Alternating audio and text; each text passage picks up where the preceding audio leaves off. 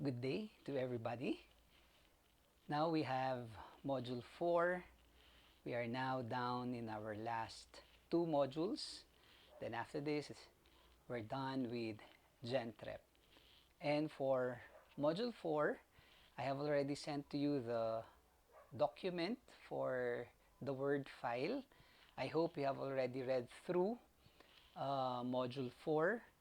And if you have read through Module 4, you will see there that uh, the terms given here are self-explanatory.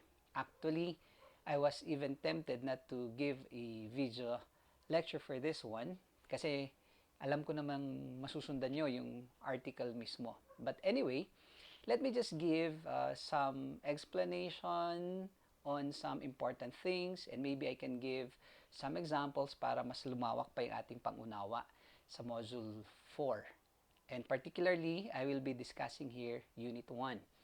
And here we have the title, Environmental Scanning. And that is for opportunity identification. Our learning outcomes for this: 1. Understand the different elements of the business environment. And 2. Apply techniques in environmental scanning, particularly using our SWOT analysis or SWOT analysis: strength, weakness, opportunities, and threats. Unit 1.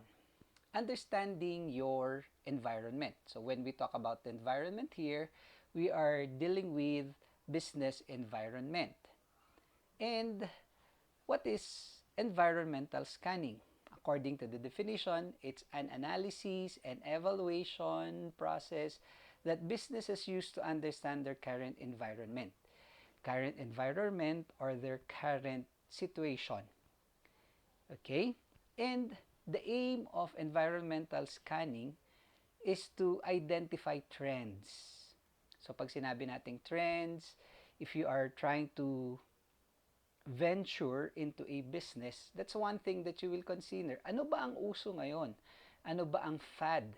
Kasi bakit natin tinitingnan yan? Kasi syempre, pag uso, mas mabilis mabenta. For example, titingnan nyo, biglang nag-boom ang milk tea business, di ba? Even prior to the COVID situation, nag-boom ang milk tea business. Bakit? Kasi nakita rin ng ibang gusto mag-umpisa ng simpleng negosyo na this is something na uso.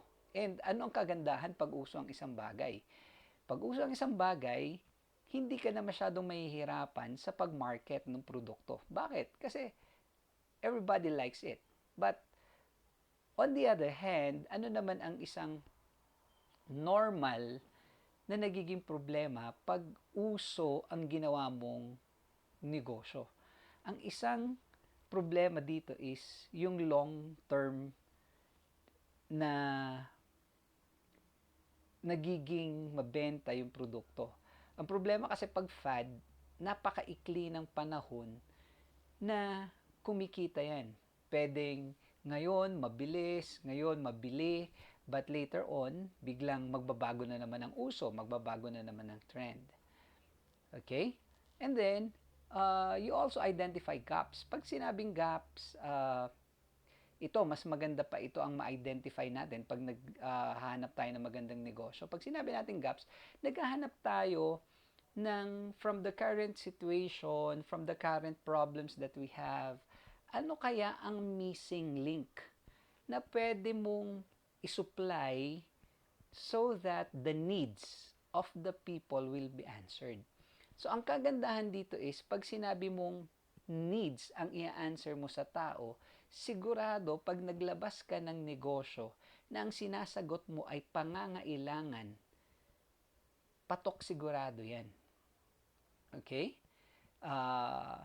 Kagaya nitong pumasok yung COVID-19, nung unang lockdown natin. Diba? Biglang naubos ang alcohol, biglang naubos ang face mask. So, ano yung naging gap? Ano yung naging need? Ano ang mga pwedeng alternative na mask? Kaya nga, yung mga yung mga negosyante, pinilit nila na makapaglabas ng iba't ibang klaseng mask. Kasi that is a particular need that will now answer a particular problem ng society. And definitely, pag nasagot mo yon and it is a need, kakagatin at kakagatin yan. Next is you also identify events. Bakit importante ma-identify yung events? Kasi ang maganda pag nag-identify ka ng events, crowd drawer na yan. Though, syempre, ibang sitwasyon natin ngayon kasi nga dahil ng ating community quarantine, hindi pa pwede magkaroon ng mga social gatherings. But nung nasa normal trend pa noon, whenever there are social gatherings, whenever there are big events, magandang pumasok sa mga ganong pagkakataon dahil hindi mo na kailangang mag-market pa ng produkto mo sa maraming tao kasi nandun na yung population. At least, marami na ang makakakita ng produkto mo, marami na ang pwedeng bumili ng produkto mo. And then, you also identify developments. Ano bang mga nagbabago? Ano ba yung nakikita mong improvement? Maybe in terms of technology, in terms of methods, yung mga yan. Para yun yung susubukan mong sagutin, yun yung susubukan mong sabayan. And then, you also look at issues na pwede mong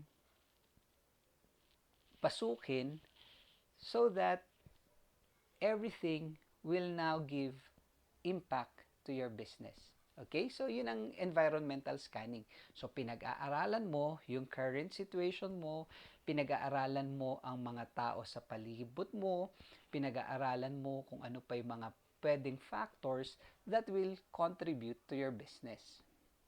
And, why is environmental scanning important to a business? Because it helps with the identification of a number of broad factors and issues that will have significant impact on businesses and their plans for the future. So, yun ang laging titingnan. Ano ba ang magiging impact ng current situation natin sa negosyo ko? And paano ko plaplanuhin yung future? Okay? So, makikita nyo rito, like in our current situation, itong COVID-19 crisis, lahat ng negosyo na apektuhan. If you will review, even before the crisis came in, merong mga negosyo, akala natin, yung ganda nitong negosyo na to, siguro hindi na matitibag tong negosyo na to. Kasi napaka-stable. And yet, because of one little invisible virus, everything changed. Everything changed. Yung dating mga hotels dito sa Baguio na kumikita ng maganda, papasok pa nun ang peak season nila, pero dahil ng COVID-19, biglang nawala, di ba? So, because of situations like this, pag ang isang negosyante, iisipin niya, this is my current situation. What should I do? What should I do so that my move, my plans will have a significant impact in my business? And then, paano ako magplaplano in the future? So, kagaya ngayon, dahil nga ganyan yung nangyari, lahat ng mga negosyante talagang nag-divert ng plano. Diba? Nag-divert ng plano. Mga restaurants, yung mga dati namang hindi nag-cater for takeouts and deliveries, bigla nilang pinasok ang deliveries and takeouts. Bakit? Kasi that's the only means para kumita sila. Pag hindi nila gagawin yun, hindi mag-move yung kanilang business. Okay? So ngayon, yung kahit pagplano nila in the future, tinitingnan nila yan. Kasi kagaya nito, very uncertain pa yung situation natin. They are now looking at, pag ito nagtagal, what other alternatives can I integrate in my business para makabawi ako, para kumita rin ako in the future. So, hindi ko na pwedeng ipilit na ito yung strategy ko nun, ito yung strategy yung kumikita ako, ito at ito ang gagamitin ko. Problema, nagbago ang sitwasyon. Problema, nagbago ang pangangailangan ng tao. Kaya hindi na nila kinakagat yung mga normal business noon. Okay? So that's very important in environmental scanning. And what else?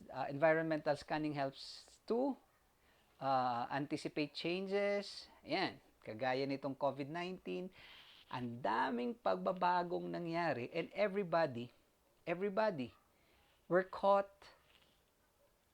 uh, empty-handed.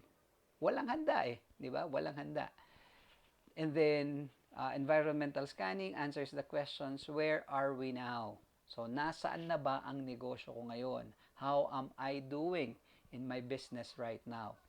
Then provides a starting point for businesses planning of goals, objectives. Okay? So, ito na ang sitwasyon ko ngayon. So, what will be my plans? What will be my goals? Sabi natin dun sa last lesson, pag nag-set tayo ng goals, it should always be long-term. Okay? Then, actions that answer the question, where do we want to be? Yun yung ating goals. So, ito yung sitwasyon ko ngayon. Ano ba yung gusto kong maging direction? Ano ba yung gusto kong maging next na target ko with my present situation now? And then, we have here a map of environmental scan. So, meron tayong dalawang major sections, external environment analysis, and then we have the internal environment analysis. Under the external environment analysis, macro environment, and then we have the microenvironment, and then under the internal environment analysis, yan, yung mga sumusunod, plans, policies, human resources, financial resources, organizational culture, and machineries. If you have read through the material that I have sent you, na-explain lahat to. But anyway, daanan natin ng mabilisan ng mga bagay na ito. So, what is business environment? So, all of the internal and external factors that affect how the company functions, including but not limited to the customers, management, supply and demand, and business regulations. These are beyond the control of the business, and they affect the functioning of a business enterprise. Okay? Importance of business environment. Determining opportunities and threats. So this is now my situation. This is now my current environment. So what are the opportunities do I have? And what are the threats that I have here? Again, balik tayo doon sa very practical situation natin, yung sa COVID-19 situation natin. So sa mga negosyanteng naging naapektuhan ng lubusan ng crisis na to, they have to divert. So, this is now our current situation. What are the business opportunities that I can still grab para hindi ako patuloy na malugi dun sa negosyo ko? Kaya, makikita natin lahat ng negosyo ngayon, pinipilit ano ang pwede kong maging diversion sa negosyo kong ito. And then, yun, obviously, yung explanation ng threats, there are things that may threaten your business. And then, giving direction for growth, we can clearly understand that. And then, continuous learning, image building, okay? And then, meeting competition.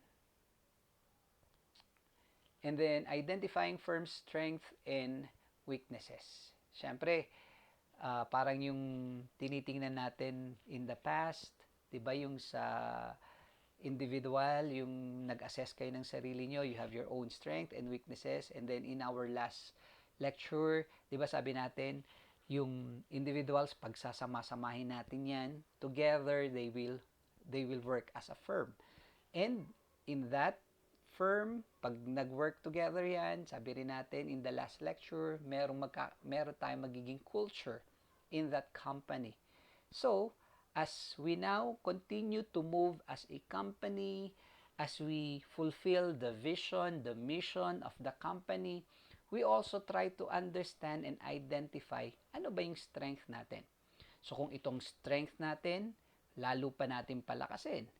Ano yung mga weaknesses natin? So, kung ito ang weaknesses natin, what are our means to correct our weaknesses so that our company can be stronger?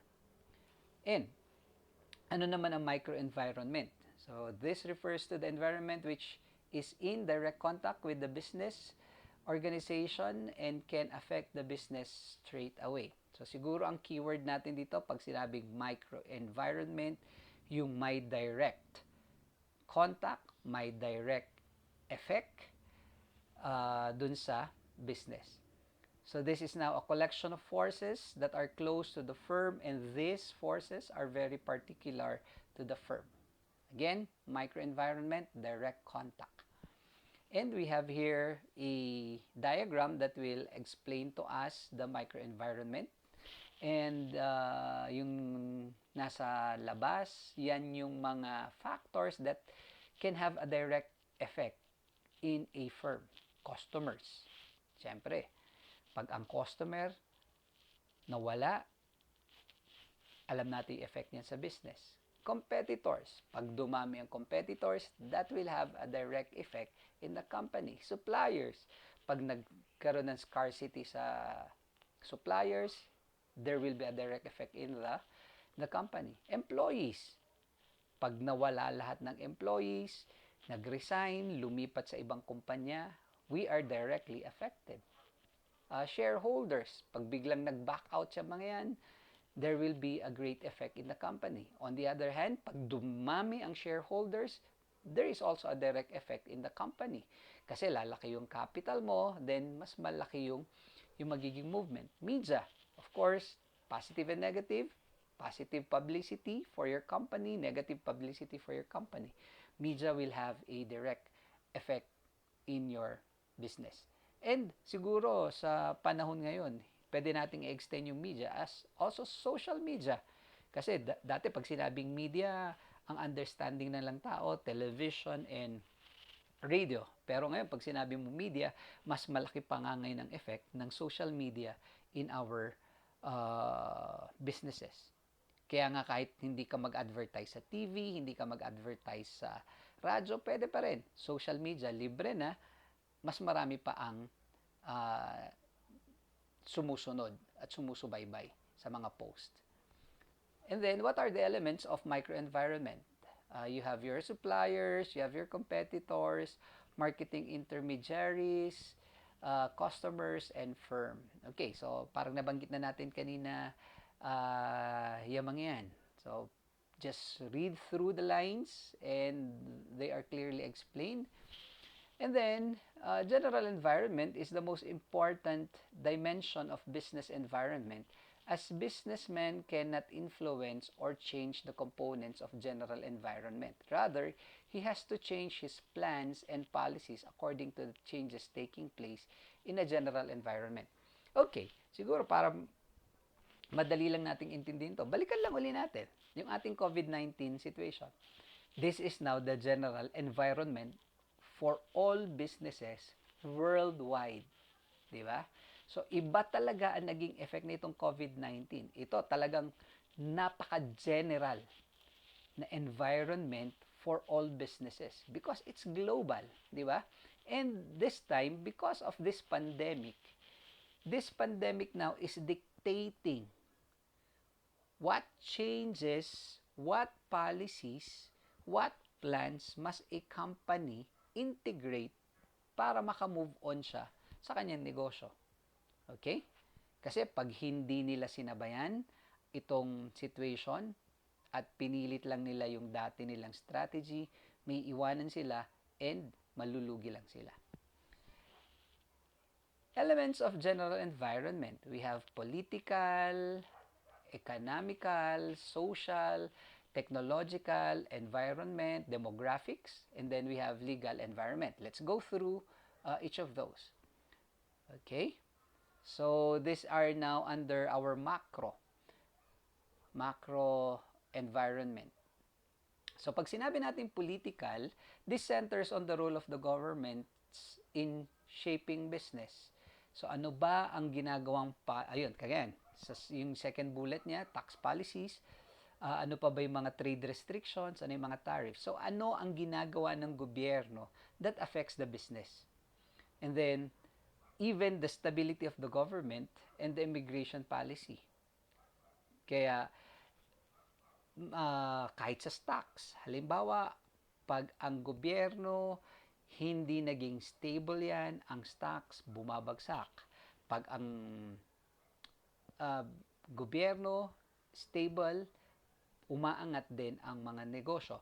And ano pa yung makikita natin dyan? Even our investors, pag ang bansa stable, mas madaling umakit ng investors yan. Pero pag yung uh, economic status ng gobyerno medyo alanganin, we also expect na nagwi-withdraw ang mga investors natin. Economic centers on economic conditions, interest rates, inflation rates, GDP or gross domestic products, unemployment rate, levels of disposable income, and the general growth or decline of the economy. Okay, so if the economy is poor in a country, definitely businesses are affected. Again, ang kulit ko kasi ito yung pinaka-clear na example natin ngayon and everybody can relate, di ba? Yung COVID-19.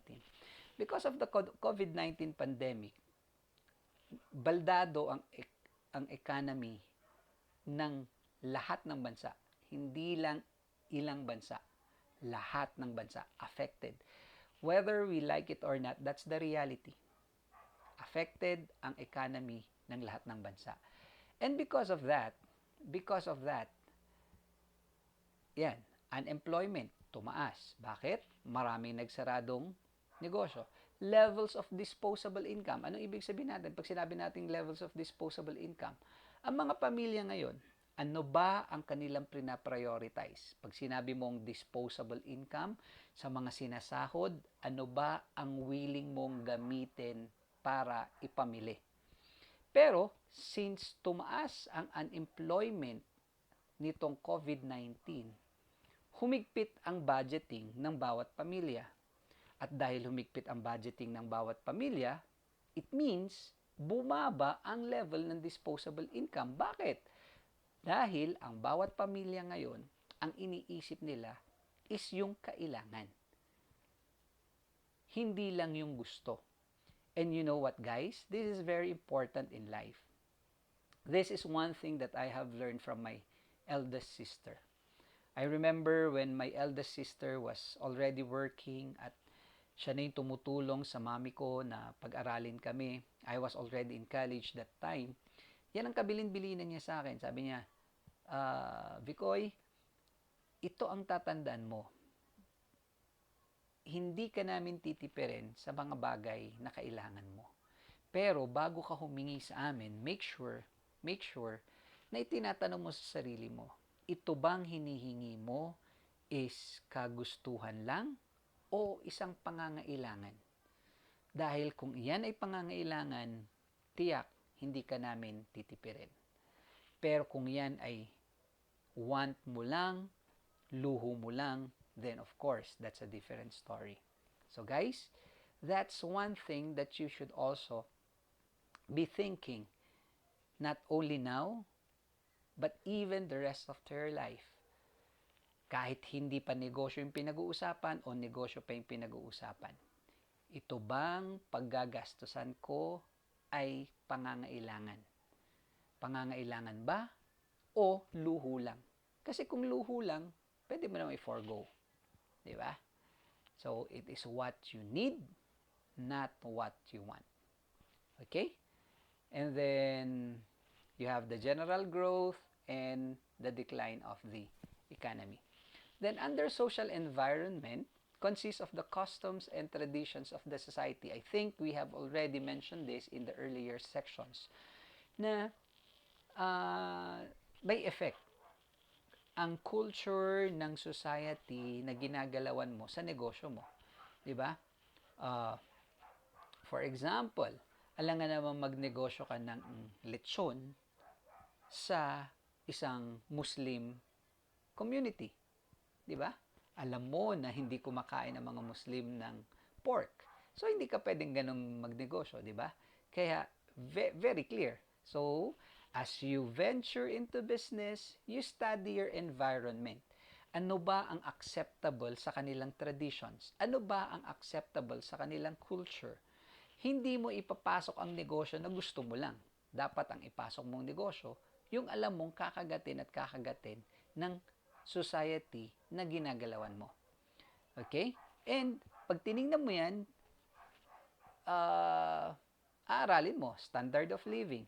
I think, binanggit ko to noon, ang binigay ko ng example is, halimbawa, bigla kang pumunta sa probinsya, galing ka ng Baguio, nakita mo sa Baguio, uy, nag-hit sa Baguio ang milk tea. I-introduce ko ang milk tea rito sa probinsya.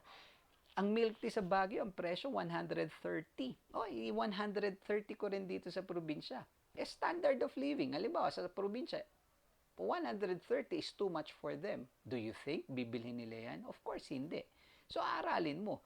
Nagmamatch ba itong pricing ko? Nagmamatch ba itong produkto ko dito sa community kung saan ko i-introduce itong negosyo ko? So, ano ba ang kanilang taste? Ano ba yung kanilang preference? Even the educational level of people.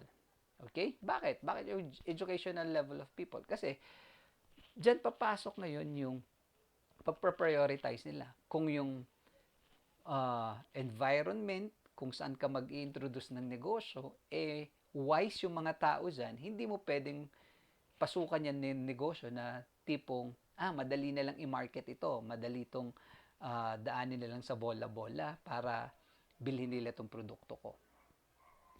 Next, technological environment. Changes taking place in the method of production. New equipments and machineries to improve the quality of the product. This has an effect. Siyempre, kung may ka-competition ka sa business mo, technology niya mas maganda, therefore yung end product niya mas maganda, paano mo siya sasabayan? Kailangan mo ring mag-adapt.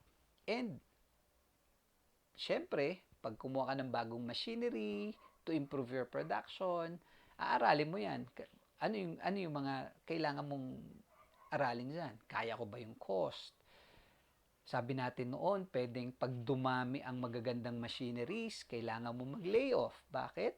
Papalitan ng machines mo yung mga tao nagtatrabaho. So, I'm not saying na lahat ng sitwasyon ganon. Pero, generally, ganon yung trend. Pag nagpasok ka ng bagong machineries, nababawasan ang manpower. Kasi parang ano na lang, kailangan mo, isa, dalawa na magmumonitor ng bagong machine in lieu of the people na nagwo-work dati manually to have the output of your business. So those are some things that you have to look at regarding the technological environment. And environment itself. Physical conditions in which the organization operates. Includes the following factors: natural disasters, pollution level, weather pattern. Natural disasters. Today is July 16. Siguro nakita nyo sa Facebook, napakaraming post ng mga taga Baguio. July 16, 1990 earthquake. That was 30 years ago and you were not yet born during that time. And that was one of the worst calamity that hit Baguio and northern Luzon. Ang daming buildings na nasira and lahat ng roads going to Baguio nagsarado. And because of that, ang laki rin na naging epekto sa negosyo dito sa Baguio.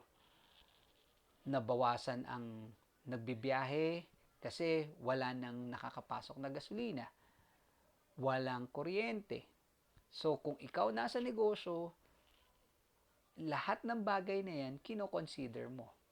So, even natural disasters, may effect yan sa negosyo. Okay? Pollution level. Clear naman siguro yan. Diba? Pag ang business mo, iba ang style ng negosyo. Pag nasa Maynila ka, ibang style ng negosyo. Halimbawa, nasa Baguio ka.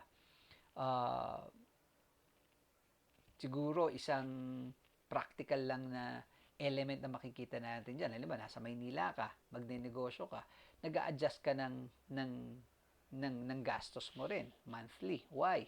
Kailangan ma-maintain mo yung cleanliness ng halimbawa ng isang shop, ng isang restaurant, kailangan mo air condition sa Maynila para mas makahikayat ka ng customers kasi para presko, presko yung hangin sa loob, malamig yung hangin sa loob, di ba? Samantalang dito sa Baguio, anywhere you go, naka-on yung aircon, di ba? Kaya dito sa Baguio, pwedeng mas mura yung produktong ibebenta. Kung restaurant, pwedeng mas mura yung serving ng food. Bakit? Kasi nababawas yung expenses na ganun. So, those are some things na tinitingnan mo rin sa environment. And then, weather pattern. Siyempre, pag weather pattern, titingnan mo, o papasok na ang tag-ulan. So, ano ang negosyong magiging patok sa tag-ulan? Papasok na ang summer. O alam nga naman, papasok na ang summer, gusto mo pa rin ipilit na ibenta, mga fur coat, o kaya makakapal na jacket. So, siyempre, ilulugar mo rin. Okay? So, those are things na titingnan mo sa environment. And then, legal environment centers on how the law influence the business activity. This includes the following factors: employment laws, health and safety regulations, discrimination law, antitrust laws. So, legal environment, legal, you look at the laws affecting your business. And then, our SWOT analysis. SWOT analysis is a useful technique for understanding your strengths and weaknesses and for identifying both the opportunities open to you and the threats you face. So the SWOT analysis is sometimes called internal-external analysis. So it helps you to craft a strategy that distinguishes you from your competitors. So very important yung line na yun. It helps you to craft a strategy that distinguishes you from your competitors. Kasi nga, tinitingnan mo yung strengths mo, tinitingnan mo yung weaknesses mo. Of course, as you look at your strengths, as you look at your weaknesses, ang benchmarking mo rin yan is yung iba mong competitors. So, bakit ko naging strength ito? Kasi, yung kabilang kumpanya, walang ganito. Bakit ko weakness ito? Kasi, lumalamang yung competitor na ito dito sa area ng negosyo kong ito. Kaya pwedeng weakness ko to. So, kung ito yung aking strengths, ito yung aking weaknesses, then I will now identify opportunities. Open. O, strength ko to. So, anong opportunity ang pwede kong i-grab? Okay? So, weakness ko to. So, ano ang threat? Because of this weakness, ano yung threat na dinadala nito sa aking negosyo? Okay? So, when carrying out your SWOT analysis, be realistic and be rigorous. And then we have our competitive environment. So, competitive environment, very obvious, competitive. This general idea about competition applies to marketing as well. Of course, basta marketing ang usapan, competition will always take place. So, in marketing, competition can be thought of as a struggle between businesses for customers. And each time a customer decides to spend his or her money in a particular way, businesses win or lose. So yan naman ang usapan eh. Siyempre, pagandahan ng produkto, pagandahan ng negosyo, kasi ang gusto mong ma-impress yung mga customers. Mas maraming customers, equivalent to mas magandang business. Kokonti customer mo, equivalent sa mas mahinang business. Kaya, pag ang negosyo may competition, nag-aagawan yan. Nag-aagawan yan ng customer. Kaya nga pagandahan ng style yan. Kaya, even when you go to grocery stores, makikita nyo, pare-pareho namang produkto yung binibenta. Pero kung minsan, bakit yung isa, ang ganda-ganda ng label, ang ganda-ganda ng packaging? Strategy yun eh. Di baling mas mahal ng konti yung packaging ko, but if this packaging will now attract customers, total, pareho lang naman actually yung laman namin eh. Di ba? Pero since mas attractive yung packaging ko, then there is a greater chance na ito yung ipapatronize ng customers. Okay? And then, we have our Porter's 5 forces. We have competition among existing competitors. Okay? uh, competition. Siyempre, sa mag-exist yan among competitors, di ba? And then, bargaining power of customers. So, pag sinabing bargaining power of customers, ang gusto lagi niyan, to get more and pay less. Get more and pay less. So, madali naman tandaan eh. Just put yourself in the situation. Pag ikaw ang customer, ano bang gusto mo? Pag ikaw yung customer, mas maliit yung ibabayad mo, mas malaki o mas maganda yung makukuha mo. Okay? Ano naman ang bargaining power of supplier? Siyempre, ang supplier, ganun din. Kung ang supplier gusto naman, malaki rin yung mabebenta sa'yo. Okay? Pero as a uh, entrepreneur, titingnan mo yan. So, hanggang saan ba ang kaya ng supplier ibaba? Kaya maganda rin na hindi lang iisa ang supplier. Kasi pag iisa yung supplier, pag na-monopolize yan, pwede niyang i-dictate yung price. Samantalang, kung maraming suppliers, pwede magpababaan niya ng presyo. Kung hindi man magpababaan ng presyo yan, kuminsan pareho lang yung presyo, pero may mga add-ons yan. O sige, gagawin ng isang kumpanya, gagawin ng isang supplier, sige, tatapatan ko yung presyo. Pero, bibigyan kita ng ganitong incentive. Something like that. And one example here is, halimbawa sa mga gamot, mga medreps, pare-parehong gamot yung binibenta, pare-parehong gamot yung pinupush nila sa doctors, pero ang gagawin nila is bibigyan nila ng sasabihin nila sa doctor, okay, if you can push our medicine, if you can endorse our medicine, then there is a coming conference in another country, we can sponsor you to join that conference. Siyempre, kung ikaw yung doktor, pwede mong tingnan, pareho lang naman yung effectivity ng gamot na to, pareho lang naman yung presyo, hindi naman nagkakalayo dun sa iba, as I might as well endorse this, at least I can go to that conference and that would benefit me. Okay? And then we have threat of substitute products. Ano yung threat of substitute products? Pag ikaw yung negosyante, tinitingnan mo yung mga possibilities. Ito yung aking produkto. Pwedeng meron ang maging kakompetensya ko is makadiskubre ang mga customers ko ng alternative product na pwede nilang gamitin na mas mura, mas practical.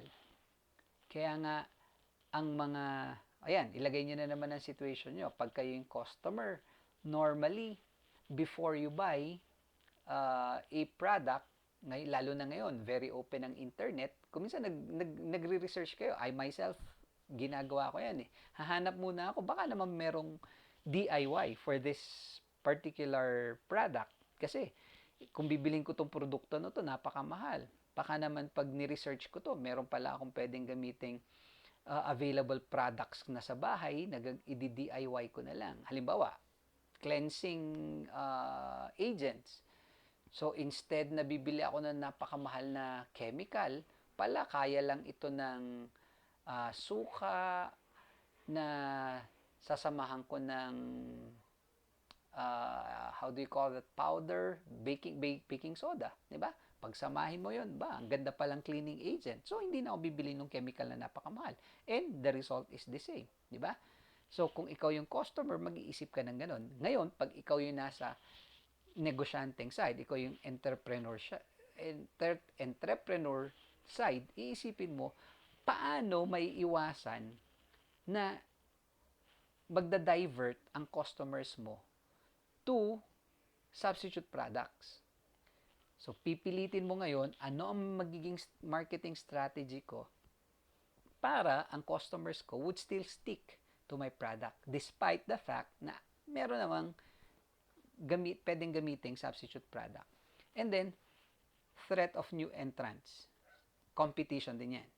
So, may bagong kumpanya, may bagong supplier, o kaya merong bagong competitor pa rin na pumapasok.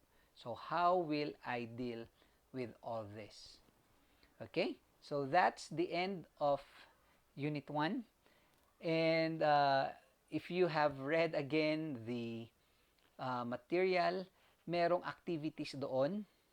Okay? May activities doon. Yung pre-assessment activity, yung sample ng paggawa ng SWOT analysis, personal for you, hindi nyo na kailangan isubmit yon. So, yung ibang requirements, I will just post it again in the Google Classroom. Anyway, hindi naman ganun kahirap yung mga activities. Nasaan ba yun? Ito, yung mga activities. So, parang activity number 1, observe the trend or the current situation in each of the elements of the general environment. Then think of a new business idea suitable for the trend or current situation. Okay? So, yun, nagbigay na siya ng example doon. Tapos may table. So, that's the first activity. And then, second activity, using solving a problem approach, identify business ideas. Identify at least 3 problems during this COVID-19 crisis. Then think of a business idea that will solve the problem. Briefly describe problem as well as business idea. May mga nabanggit na ako, di ba? Yun yung mga examples na nagawa ko. But of course, you can still be more creative, and I trust you in that area. Nakita ko from your previous works, napaka-brilliant ng inyong mga ideas. So, kung kayo nasa engineering, siguro try to think of your field. Kung kayo nasa medtech, again, try to think of your field. Pumasok tong pandemic na to, ano yung mga problems, ano yung mga possible solutions. And then, there's another activity here, activity 3. Search for 3 idle or untapped or unutilized raw materials, plants, trees, fruits, recyclable waste that are abundant in your community, and think of a business idea out of it. Briefly describe the business idea. Always consider your field of discipline in your ideation of business concepts. O yan. So, kung yung mga nasa medtech, try to think of materials around you na hindi naman nagagamit, paano nyo may ipasok sa inyong field. Sa mga engineering students, do the same thing. Okay? So, I'll be posting this activities. So, for tonight, mag-isip-isip muna kayo. Huwag nyo muna sigurong isulat sa Google Classroom.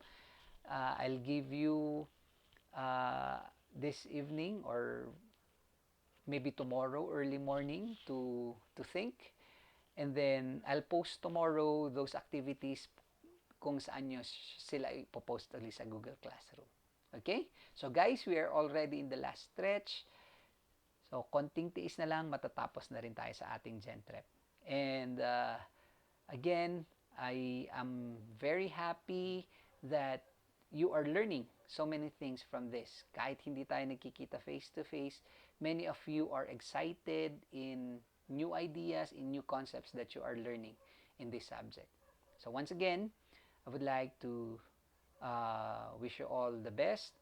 God bless you, and see you in our next lecture.